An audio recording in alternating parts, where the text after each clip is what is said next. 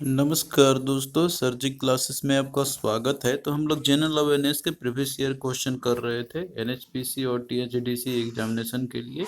तो देखिए, अभी तक हम लोगों ने जो है इसके 2 सेट कर लिए हैं। तो जिन लोगों ने उनको नहीं देखा है तो आप लोग देख सकते हो। उसका जो है लिंक आपको डिस्क्रिप्शन बॉक्स में मिल जाएगा। तो आप लोग जो है ये सीरीज देखते चलना, आपको जो है इससे आइडिया मिल जाएगा जो जनरल अवेयरनेस का पेपर आपका रहेगा तो वो किस तरह से आपके रहेंगे, और आप लोग उसके अकॉर्डिंग जो है प्रिपरेशन अपना कर सकते हो। तो चलिए स्टार्ट करते हैं हम लोग। तो देखिए दोस्तों, यहाँ पे जो आपका क्वेश्चन जो आएंगे जनरल अवेयरनेस से, तो उसमें से देखिए जो भी क्वेश्चन आपके आएंगे जो टॉपिक से, तो उसका हमने कंप्लीट पीडीएफ नोट्स भी तैयार किया हुआ जनरल अवेयरनेस का। इसमें देखिए आपका economics, politics, geography, history, static GK, science, environment और साथ में जो प्रीवियस ईयर क्वेश्चन है, तो ये सारा चीज़ जो है हमने पीडीएफ के अंदर में आपके लिए प्रोवाइड कर दिया है। तो इसका लिंक आपको डिस्क्रिप्शन बॉक्स में मिल जाएगा। आप लोग इससे जो है अपना पूरा कंप्लीट अच्छे से प्रिपरेशन आप लोग कर सकते हो। और साथ में करंट अफेयर्स का पीडीएफ हमने आपको प्रोवाइड किया हुआ है, जो कि आपके एग्जामिनेशन के लिए काफ़ी इंपॉर्टेंट रहेगा आपका ये। तो ये जो है दोनों आपको लिंक इसका डिस्क्रिप्शन बॉक्स में मिल जाएगा। तो देखिए यहाँ पे क्वेश्चन है आपका जो कि ये पूछा गया हुआ था आपका ये, और ये जो है आपका करंट अफेयर से क्वेश्चन आपका पूछा गया था कि what is the minimum support price of gram per quintal इन 2021-22। तो ये देखिए उस समय का जो आपका करंट अफेयर का क्वेश्चन था, तो उस समय जो था आपका यहाँ पर 5100 रुपीज़ ये था ग्राम पर क्विंटल। ये प्राइस था मिनिमम सपोर्ट प्राइस, एमएसपी। तो इस तरीके से जो आपका रहता है अपडेटेड जी, तो ये सारे आपको करंट अफेयर वाले पीडीएफ में आपको मिल जाएंगे। आप लोग जो इसको अच्छे से प्रिपेयर करना, करंट अफेयर आपका जो है अच्छे से तैयारी आपका हो जाएगा। नेक्स्ट देखिए क्वेश्चन है आपका कि in which of the following oceans are Alaska and the Hawaii islands located. तो देखिए इस तरह के जो क्वेश्चन आपके आते हैं तो ये वर्ल्ड ज्योग्राफी से आपका रहता है। तो आपको जो है वर्ल्ड मैप में जैसे कौन से कंट्री कहाँ पर है, और साथ में जो जितने भी इंपॉर्टेंट ओशियंस जो होते हैं या फिर जो इसके अलावा जो आइलैंड्स जो होते हैं, तो उन सब का जो है आपको एक ओवरव्यू पता होना चाहिए कि कौन कहाँ पर है। तो अगर देखिए बात किया जाए यहाँ पे, जैसे बोला जा रहा है यहाँ पर अलास्का और हवाई आइलैंड, तो ये दोनों आइलैंड जो है अगर आपने मैप में देखा होगा, तो ये जो है कौन से ओशियंस में जैसे ये लोकेटेड है, तो ये पैसिफिक ओशियंस में है। तो राइट आंसर इसका ऑप्शन बी आपका हो जाएगा। आप देख सकते हो जैसे पैसिफिक ओशन की हम यहाँ पे बात करते हैं, तो यहाँ पे देखिए जैसे कि हवाई आइलैंड है, और बाद में बात करते हैं अलास्का आइलैंड, तो ये जो है पैसिफिक ओशियंस में। और पैसिफिक ओशियंस भी ये जो है काफ़ी बड़ा है जितने भी मेजर ओशियंस हैं उसके कंपैरिजन में।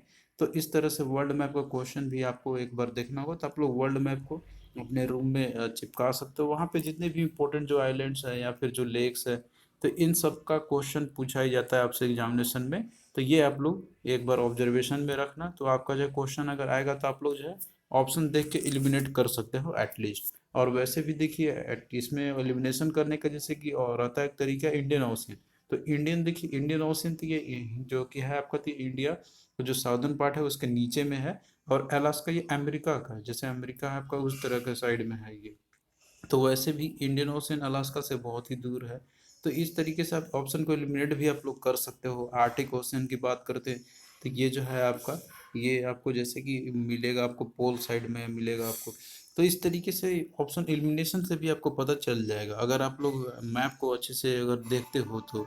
फिर उसके बाद आप लोग देख सकते हो चार्ट का ऑप्शन में से, और बाकी जो करेक्ट आंसर रहता है तो वो आपको एग्जैक्टली पता तो होना चाहिए, लेकिन ऑप्शन का एटलीस्ट एक दो तो आप लोग एलिमिनेट कर ही सकते हो मैप देख के। तो इंडिया का मैप और साथ में वर्ल्ड मैप, ये दोनों जो है आप लोग अपने रूम में चिपका लेना, और उसको बराबर देखते रहो। ऑब्जर्वेशन आपको करना है, उसमें रटने वाली कोई चीज़ तो ऐसी है नहीं, आपको बस ऑब्जर्वेशन करनी है कि कौन कहाँ पे क्या लोकेटेड है। नेक्स्ट देखिए दिया हुआ क्वेश्चन आपका कि in India who appoints the special officer for the linguistic minorities according to the article 350B of the constitution of India। तो यहाँ पे देखिए बोला जा रहा है यहाँ पर कि कौन जो है अपॉइंट करते हैं स्पेशल स्पेशल ऑफिसर किसके लिए, तो वो जो है लिंग्विस्टिक माइनॉरिटीज के लिए, जो कि आर्टिकल 350B में मेंशन किया गया कॉन्स्टिट्यूशन ऑफ इंडिया में। तो देखिए ये जो है प्रेसिडेंट के द्वारा अपॉइंट किया जाता है। तो देखिए प्रेसिडेंट से रिलेटेड जितने भी इम्पोर्टेंट पॉइंट्स आपके रहते हैं कि जैसे इनका पावर क्या होता है, इनका इलेक्शन क्या होता है, और ये कैसे किसको किसको अपॉइंट करते हैं, तो ये सारा चीज़ जो है आपको पीडीएफ के अंदर में आपको मिल जाएगा। तो ये जैसे कि आपके यूनियन एग्जीक्यूटिव के अंदर में आता है, या पार्ट 5 में आपको मिलेगा। आर्टिकल 52 से लेके 151 के बीच में जो है मेंशन किया गया है प्रेसिडेंट के बारे में। तो जैसे कि आप लोग पूरा देख सकते हो कि आर्टिकल 52 में दिया हुआ है कि प्रेसिडेंट होंगे भारत के, और 53 में दिया हुआ है कि जो भी एग्जीक्यूटिव पावर जो होते हैं यूनियन के, तो वो जो है प्रेसिडेंट के में भेस्ट करता है, और जितने भी एक्शन जो होते हैं ना गवर्नमेंट ऑफ इंडिया के, तो वो जो इन्हीं के नाम से ही लिया जाता है। तो इनका इलेक्शन कैसे होता है, तो ये सारा मेंशन आपका किया गया, यहाँ पे कौन कौन पार्टिसिपेट करते हैं इनके इलेक्शंस में, और साथ में जो है किस तरह से इनका वोट होता है। तो ये सारा चीज़ आपको डिटेल में जो है आपको मिल जाएगा पीडीएफ के अंदर में, तो ये आप लोग पूरा देख लेना। क्वालिफिकेशंस क्या होती है प्रेसिडेंट का, कि कौन जैसे एलिजिबल होता है प्रेसिडेंट का इलेक्शन फाइट करने के लिए। तो ये एक इम्पोर्टेंट एक रहता है आपका कि इसमें दियर तक सिटीजन तो होने चाहिए। दूसरा रहता है कि वो जो है 35 ईयर्स ऑफ एज एटलीस्ट, ये जो है एज लिमिट ये अटेंड किए हुए होने चाहिए। और इसमें कोई मैक्सिमम एज लिमिट नहीं होती है, यानी कि कोई मैक्सिमम नहीं है कि कोई कितना साल तक ये लड़ सकता है, या फिर 65 साल या 60 साल, ऐसा कोई लिमिट नहीं दिया गया है प्रेसिडेंट के लिए। तो ये जो है काफ़ी इंपॉर्टेंट है, आपका पूछा आता है क्वेश्चन एग्जामिनेशन में। और टेन्योर कितना रहता है, तो इनका देखिए 5 साल का रहता है कार्यकाल। एक बार चुन लिया जाता है कोई भी प्रेसिडेंट तो 5 साल का कार्यकाल उनका रहता है। और फिर देखिए रिमूवल प्रोसीजर भी रहता है इनका, कि किस तरीके से इनको रिमूव किया जा सकता है।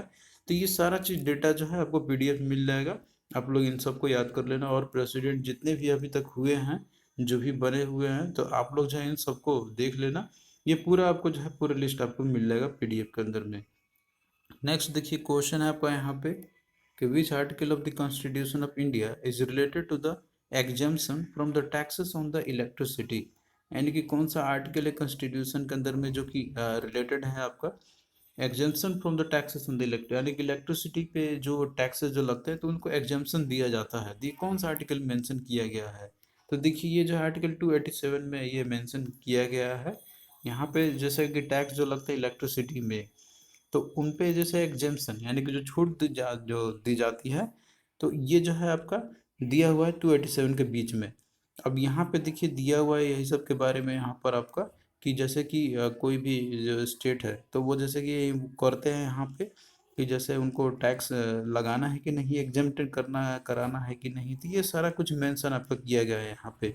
अब जैसे किसके लिए है, तो यहाँ पे देखिए जो टैक्स जो लगता है इलेक्ट्रिसिटी में, ऐसा नहीं कि सभी कंज्यूमर के लिए, यानी कि जो हाउस होल्ड कंज्यूमर्स होते हैं उन सभी के लिए यहाँ पे ऐसा नहीं है। यहाँ पर ये दिया हुआ है कि जैसे कोई भी लॉ या फिर जो है स्टेट जो रहता है यहाँ पे, तो वो जो है एक ये जैसे वो अपोज करते हैं कि अथॉरिटी जो रहता है यहाँ पे, तो टैक्स जो है वो कंजप्शन पे या फिर सेल पे इलेक्ट्रिसिटी पे, चाहे वो गवर्नमेंट के द्वारा फिर कोई अदर पर्सन के द्वारा जो प्रोड्यूस की जाते हैं, तो वो उनको टैक्स नहीं लगाना है। किस पे, जैसे कि अगर वो इलेक्ट्रिसिटी कंज्यूम किया जाता है गवर्नमेंट ऑफ इंडिया के द्वारा, या फिर अगर वो गवर्नमेंट ऑफ इंडिया को सेल किया जाता है कंजप्शन करने के लिए गवर्नमेंट के लिए, तो उस पर कोई टैक्स नहीं लिया जाएगा।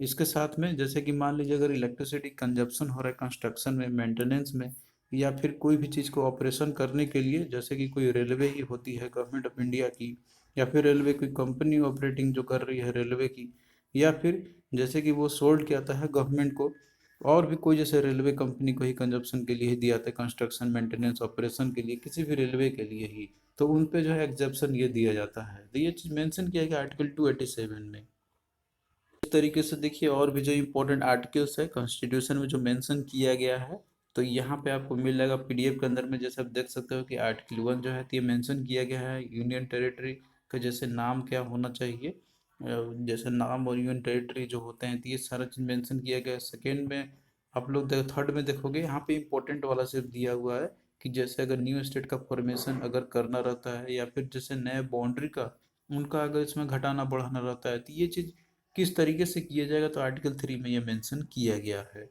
और इसके अलावा जो है आप लोग और भी देख सकते हो यहाँ पे इम्पोर्टेंट जो आर्टिकल जो बराबर फ्रिक्वेंटली पूछा जाता है, तो वो सारा यहाँ पे मेंशन आपका किया गया है। आर्टिकल 14 की बात करें तो ये मेंशन है आपका इक्वलिटी बिफोर लॉ, इसको जो है राइट टू इक्वलिटी के नाम से भी जाना जाता है। तो इस तरीके से देखिए आपको यहाँ पे मिल जाएगा पूरा कंप्लीट लिस्ट, आपको जितने भी इम्पोर्टेंट है यहाँ पे जो कि फ्रिक्वेंटली बराबर एग्जाम पूछा है। ऐसे आर्टिकल तो बहुत सारे हैं, तो आप लोग सभी तो याद नहीं कर पाओगे, लेकिन एटलीस्ट जो एग्जाम में घुमा फिरा के पूछते रहते हैं तो उतना तो आप लोग जरूर याद कर लेना, क्योंकि ये जो है घुमा फिरा क्वेश्चन आपका इन्हीं में से ही पूछते ही रहते हैं आपके लिए। आप यहाँ पे और भी देख सकते हो दिया हुआ आपका यहाँ पर, जिसमें कि इसमें जो है एक इम्पोर्टेंट आपका रहता है यहाँ पर, जैसे कि नेशनल इमरजेंसी ये मेंशन किया गया आपका आर्टिकल 352 में। इसी तरीके से प्रेसिडेंट रूल जो स्टेट में लगता है आपका, तो वो जो आर्टिकल 356 में मेंशन किया गया है। फाइनेंशियल इमरजेंसी अभी तक कभी इम्पोज नहीं की गई है, तो यह आर्टिकल 360 मेंशन आपका किया गया हुआ है। और जैसे अगर कोई कॉन्स्टिट्यूशन को अमेंडमेंट किया जाता है, जैसे कि ये पावर दी जाती है पार्लियामेंट को, तो ये मेंशन किया गया आर्टिकल 368 में। तो इनसे जो है फ्रिक्वेंटली क्वेश्चन पूछे ही जाते हैं, तो आप लोग ये सारा जो है इंपॉर्टेंट जितना एटलीस्ट है याद कर लेना।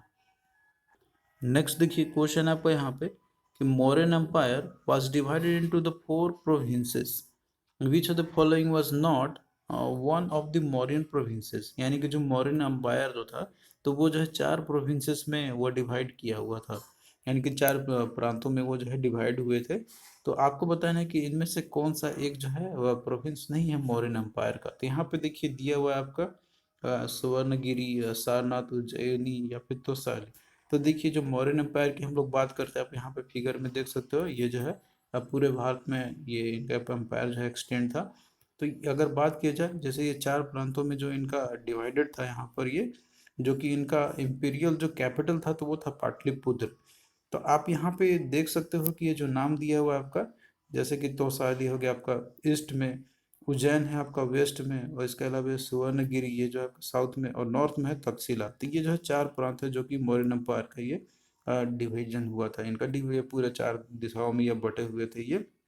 तो ये सारा चीज़ मिलता है अशोका एडिक्ट से, ये मिलता है इनका जैसे कि दिया हुआ है प्रोविंशियल कैपिटल। तो इस तरीके से यहाँ पे देखिए सुवर्णगिरी भी है, उज्जैन भी है आपका, और इसके साथ में जो है तोसाइल भी है। यहाँ पे सारनाथ आपका दिया है, जो कि आंसर में नहीं होगा आपका, यानी कि ये जो है ये उन चारों में से प्रोविंस नहीं था मौर्यन एम्पायर का। तो इस चौथा कौन सा आपका था यहाँ पे, जैसे सुवर्णगिरी, उज्जैनी, तोसिली तो था ही, इसके साथ में तक्षशिला था। तो ये आप लोग जो है याद रखें। नेक्स्ट देखिए क्वेश्चन है आपका कि bread mould also known as the aspergillus is an example of. यानी कि जो ब्रेड मोल्ड जो होते हैं जिसे कि एस्परजिलस भी बुलाते हैं, तो ये एग्जाम्पल क्या है। तो देखिए ये जो ब्रेड मोल्ड में जो लग जाता है इस तरीके से ग्रीन कलर का आपको देखते हैं, तो ये एक्चुअली एक फंगी होते हैं, फंगी का एग्जाम्पल है आपका, जिसे कि ब्रेड मोल्ड को जिसे एस्परजिलस भी बुलाते हैं, तो ये एग्जाम्पल फंगी का है आपका। तो आप यहाँ पे देखिए एग्जाम्पल देख सकते हो फंगी का। तो ये भी आपसे पूछा आता है यहाँ पे, जैसे ईस्ट की बात करती है, ये भी एक फंगी है। मोल्ड्स जो होते हैं ब्रेड मोल्ड वो भी रहते हैं। मशरूम भी आपका एक फंगी का ही एग्जाम्पल है। तो इसमें देखिए जो मोस्ट कॉमन जो मोल्ड जो होते हैं, यानी कि जो फंगी की बात करते हो, तो उसमें आपका एस्परजिलस होता है, दूसरा आपका पेनिसिलियम होता है, जो कि यही आपका दिया हुआ था एक एग्जाम्पल में एस्परजिलस। तो ये क्या है, एक फंगी है आपका, और दूसरा पेनिसिलियम, जो कि ये मोस्ट कॉमन मोल्ड्स होते हैं, यानी कि फंगी होते हैं ये। नेक्स्ट देखिए क्वेश्चन है आपका कि who is the winner of the Australian open 2022 men's single event. यानी कि जो ऑस्ट्रेलियन ओपन हुआ था 2022 का मेंस सिंगल इवेंट का, तो उसके विनर कौन थे। तो देखिए उस समय का जो करंट अफेयर आपका आया था, तो जो कि आपका था ये पूछा गया था, तो उसमें राफेल नडाल जो थे विनर थे मेन सिंगल इवेंट के, मेंस का सिंगल जो कैटेगरी होती है उसमें विनर थे राफेल नडाल। तो इस तरीके से आपको अपडेटेड करंट अफेयर भी आपको स्टडी करके जाना होगा। तो देखिए पीडीएफ में आपको मिल जाएगा करंट अफेयर का पूरा अपडेटेड। और देखिए यहीं पे अगर हम लोग बात करते हैं, जैसे कि इसमें ऑस्ट्रेलियन ओपन के बारे में पूछा गया था आपका 2022 का, तो 2023 की बात करते हैं, तो मेन सिंगल इवेंट के अंदर में ऑस्ट्रेलियन इवेंट का देखिए इसके जो विनर है, तो वह है नोवाक जोकोविक, जो कि ये सर्बिया की एक खिलाड़ी है। तो इन्होंने जो है स्टेनोपास जो कि ग्रीस के इनको हराया था। तो एटलीस्ट आपको जो है ये विनर याद रखना है मेन सिंगल इवेंट के। और वहीं पे अगर बात किया जाए आपका विमेंस का, तो उनसे भी क्वेश्चन आपका आता है एग्जामिनेशन में, तो आप लोग उन सबको जो है याद कर लेना। देखिए पूरा चीज़ आपको मिल जाएगा पीडीएफ के अंदर में। वुमेन्स सिंगल का भी अगर बात करते हैं विनर का, ऑस्ट्रेलियन ओपन 2023 की बात करें, तो उसमें है आपका अरेना सबलनिका, जो कि ये बेलारूस की ये खिलाड़ी है। तो आपका क्वेश्चन देखिए इस तरीके से पूछे जाएंगे करंट अफेयर का, तो आपको अपडेटेड वाला ही याद रखने होंगे। आपको एग्जामिनेशन में आपका क्वेश्चन जो है पूछा जाएगा इन सभी से। तो आप लोग करंट अफेयर को अच्छे से प्रिपेयर करना, क्योंकि इनसे भी क्वेश्चन आपका एग्जामिनेशन में अच्छा खासा पूछा गया हुआ है। नेक्स्ट देखिए क्वेश्चन है आपका कि which of the following statement is correct incorrect about the Mahatma Gandhi. यानी कि महात्मा गांधी से रिलेटेड कौन सा स्टेटमेंट आपका इसमें से गलत है। तो देखिए यहाँ पे सारा चीज़ दिया हुआ इवेंट उनसे रिलेटेड, कि he return to India in January 1915 from South Africa. तो देखिए दोस्तों, ये जो दिया हुआ स्टेटमेंट ये सही है, यानी कि ये जो है इंडिया आए थे जनवरी 1915 में साउथ अफ्रीका से। तो देखिए ये 1915 में ही जनवरी में, जैसे 12 जनवरी को हम लोग डिएस्पोरा डे हम लोग मनाते हैं, हम लोग प्रवासी दिवस मनाते हैं, तो जनवरी 1915 में ही ये जो है साउथ अफ्रीका से भारत में आए थे। तो ये स्टेटमेंट आपका सही है। अगला देखिए दिया हुआ है कि he was born in Porbandar on 2 October 1869। तो देखिए इनका जन्म जो है 2 अक्टूबर 2 अक्टूबर 1869 जो है उसी दिन पोरबंदर गुजरात में हुआ था इनका। तो ये भी स्टेटमेंट सही है आपका। अगला देखिए दिया हुआ है कि he organize satyagraha to support the peasants of the Kheda district in 1917। तो देखिए खेड़ा डिस्ट्रिक्ट के अंदर में खेड़ा डिस्ट्रिक्ट के अंदर में इन्होंने जो है एक सत्याग्रह ऑर्गेनाइज किया था, जैसे कि वहाँ के जो किसान थे उनको सपोर्ट करने के लिए। तो ये जो है 1917 में ही किया गया था। तो ये भी स्टेटमेंट आपका सही दिया हुआ है। तो बचा आपका ऑप्शन डी, यही गलत होगा। इसमें देखिए दिया हुआ है कि he was elected at the president of Indian National Congress in 1927। यानी कि ये जो है प्रेसिडेंट इलेक्ट हुए थे इंडियन नेशनल कांग्रेस के 1927 में। तो देखिए ये जो है स्टेटमेंट आपका गलत दिया हुआ है, यानी कि इसमें इनकरेक्ट जो है तो आपका ऑप्शन डी हो जाएगा।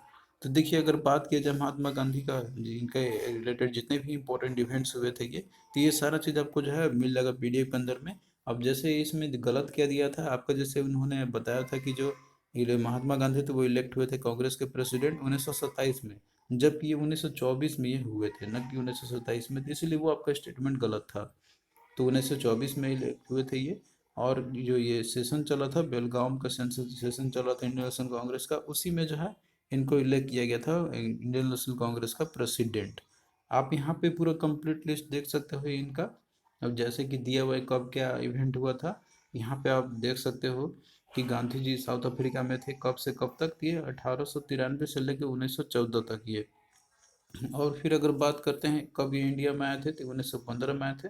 और इनका योगदान जो है 1915 से लेकर टिल इनका डेथ तक, यानी कि 1948 तक जो है ये इंडिया में रहे थे, और इन्होंने जो है महत्वपूर्ण भूमिका निभाई थी स्ट्रगल के, फ्रीडम के लिए। और बात करते हैं जैसे इम्पोर्टेंट की इवेंट्स की, जैसे कि 1915 में जो है ये बॉम्बे आए थे ये। 1917 में जो है इन्होंने चंपारण कैंपेन किया था, ऐसे इंडिगो कल्टीवेटर्स का अगेंस्ट में। 1918 में जो ये अहमदाबादी आए थे ये, उन्होंने पहला भूख हड़ताल किया था। फिर खेड़ा सत्याग्रह इन्होंने जो स्टार्ट किया था 1918 में। और रॉलेट सत्याग्रह हुआ था इनके समय में, 1919 में हुआ था। नॉन कॉपरेशन मूवमेंट और खिलाफत मूवमेंट जो था आपका 1920 1922 में हुआ था। तो ये सारा चीज़ जो है इंपॉर्टेंट डेटा है जो कि आपको याद रखनी है। तो ये देखिए सारा चीज़ आपको पीडीएफ के अंदर में आपको ये मिल जाएगा। नेक्स्ट देखिए क्वेश्चन है कि in which year did Sirajuddaulah become the nawab of Bengal after Alivardi Khan death. यानी कि जो सिराजुद्दौला जो है तो ये कब बंगाल के नवाब बनते हैं। अब यहाँ पे दिया हुआ कि अलीवर्दी खान का जो देहांत हुआ था उसके बाद। तो देखिए ये जो है 1756 में जो है ये बने थे बंगाल के नवाब सिराजुद्दौला। तो सिराजुद्दौला जैसे कि ये जो डेथ हुआ था इनका ग्रैंड अंकल का अलीवर्दी खान, जो कि ये हुआ था 1756 में। तो ये फिर उसके बाद जो है ये बनते हैं अब बंगाल के नवाब। और यहाँ पे देखिए ये जो है अपोजिशन भी इन्होंने फेस किया था, जैसे कि जो सक्सेशन थे उस समय का अदर फैमिली मेंबर जो थे इनके, तो इन्होंने जो है इनका अपोजिशन किया था जब ये बन रहे थे उस समय।